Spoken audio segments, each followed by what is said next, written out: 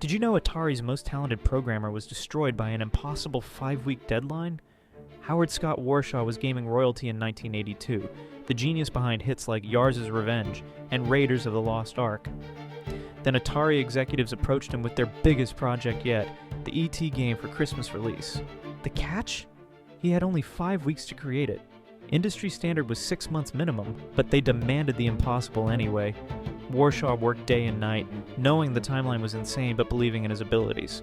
3 weeks in, he realized the truth. The game was fundamentally broken. Confusing gameplay, terrible controls, but zero time to fix anything.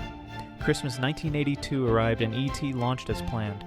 It became gaming's biggest disaster and millions of unsold cartridges buried in a New Mexico landfill.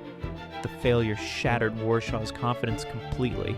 He abandoned game development forever, never creating another title. One impossible deadline destroyed gaming's brightest talent.